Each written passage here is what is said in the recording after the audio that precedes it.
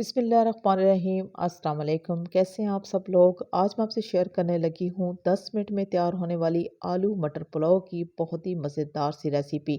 इस रेसिपी को बनाना बहुत ही आसान है। इस जैसा मटर पुलाव बनाने का तरीका ना ही आपसे किसी ने शेयर किया होगा और ना ही आपने कभी बनाई होगी। आलू मटर पुलाव का ऐसा जायका आपको किसी और रेसिपी में नहीं मिलेगा। सबसे पहले मैं आपसे शेयर करूंगी कि चावल की क्वालिटी कैसी होनी चाहिए।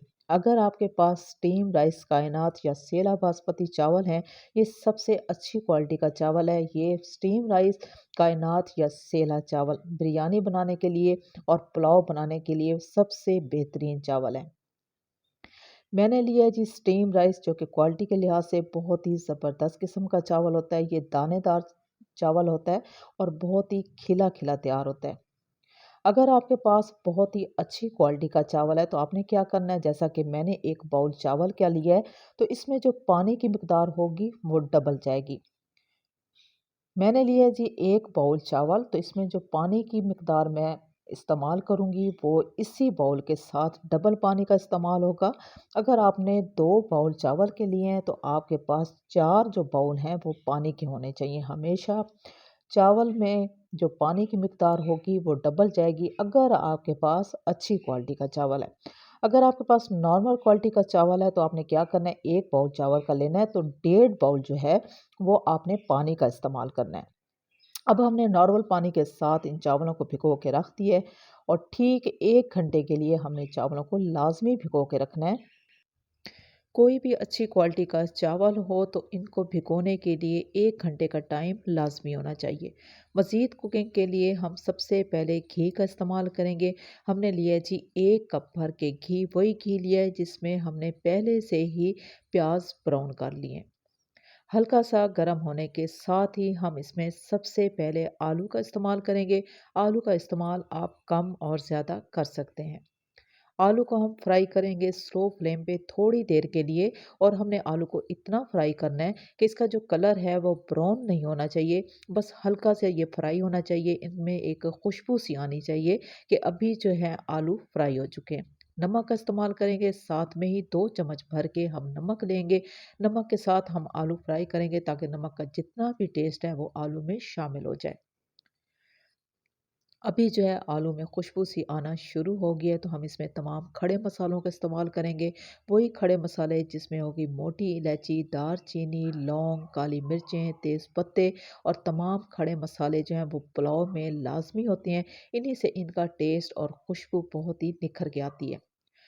अभी स्लो फ्लेम पे आलू के साथ ही तमाम खड़े मसालों को हम थोड़ी देर के लिए और फ्राई करेंगे। फ्राई होने के साथ ही हम जो है हम इसमें पानी का इस्तेमाल करेंगे। एक बड़ा बाउल जो है हमने चावल का लिया था, जिसमें पानी की मिकदार जाएगी वो ठीक जो है 2 बाउल भरे हुए जाएंगे, और ये हम डबल कर लेंगे। यानी कि एक बाउल अगर चावल का है तो 2 बाउल हम पानी का इस्तेमाल करेंगे तो ये डबल हो जाएंगे। पानी शामिल करने के साथ मज़ीद चीज़ों का इस्तेमाल करेंगे जो कि हम आपसे शेयर करने लगे हैं। 2 बड़े साइज़ के हमने प्याज लिए थे जिनको हमने पहले से ब्राउन कर लिया था। प्याज शामिल करने के साथ ही हम इसमें डाल देंगे जी टमाटर का पेस्ट। 3 बड़े साइज़ के हमने टमाटर लिए थे, साथ में 5 से 6 अदद हरी मिर्चें शामिल की हैं। हाफ़ कप पानी शामिल करके हमने एक बहुत ही बारीक सा पेस्ट बना लिया है, वो भी टमाटर का पेस्ट हमने साथ में शामिल कर दिया। अब हम इस पुलाव में जान डाल देने के लिए इस पाउडर का इस्तेमाल करेंगे जो कि है चिकन पाउडर। लाज़मी डालना है और 1 चम्मच भर के डालना है। आधा चम्मच हमने इसमें अदरक का पाउडर इस्तेमाल किया, आधा चम्मच हम इसमें इस्तेमाल करने लगे हैं लहसुन का पाउडर। इसी के साथ ही हम लेंगे जी हल्दी पाउडर, वो भी हस्बे ज़रूरत। और सबसे ज़्यादा अहम बात जो कि है हम इसमें शामिल करेंगे, अगर इसके जायके को हमने देगी स्टाइल में चेंज करना है तो हम इसमें कनौर क्यूब्स का लाजमी इस्तेमाल करेंगे। 1 टिक्की भी डाल सकते हैं, 2 भी डाल सकते हैं, लेकिन 2 टिक्की डालने से बहुत ही ज़बरदस्त किस्म का इसका जायका आएगा। तमाम जो खड़े मसाले, खुश्क मसाले या जो कुछ भी इसमें शामिल करना था वो हमने अच्छे से शामिल कर दिया है। चम्मच का इस्तेमाल नहीं करना, बगैर चम्मच के हमने इस पानी को इतना कुक करना है कि इसका बहुत ही ज़बरदस्त किस्म का सूप तैयार हो जाना चाहिए। हमने तमाम मसाले जो हैं शामिल कर लिए हैं, खुशबू बहुत ही कमाल की आ रही है क्योंकि मसाले शामिल करने में हमने कोई कमी नहीं छोड़ी, और इस सूप को हमने ठीक 10 मिनट के लिए कुक किया है। इसी वजह से इसमें बहुत ही कमाल की खुशबू आ रही है। अब हम नमक चेक कर लेते हैं। नमक जो है परफेक्ट होना चाहिए, क्योंकि हमने 2 चम्मच भर के नमक का इस्तेमाल किया, हमने चेक किया तो नमक की कमी नहीं है, हमें मज़ीद नमक नहीं चाहिए। बहुत ही अच्छे से उबाल आ चुका है पानी में और खुशबू भी बहुत ही कमाल की आ रही है, तो हम इसमें लेमन जूस का इस्तेमाल करेंगे।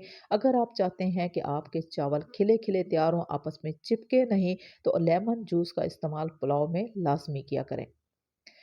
लेमन जूस शामिल करने के साथ ही हम लकड़ी का चम्मच इस्तेमाल करेंगे। हल्के हाथ से तमाम मसालों को दोबारा से एक बार मिक्स कर लेंगे। मिक्स करने के साथ ही हम इसमें चावल का इस्तेमाल करेंगे। वही चावल जो कि हमने नॉर्मल पानी में 1 घंटे के लिए भिगो के रख दिए थे।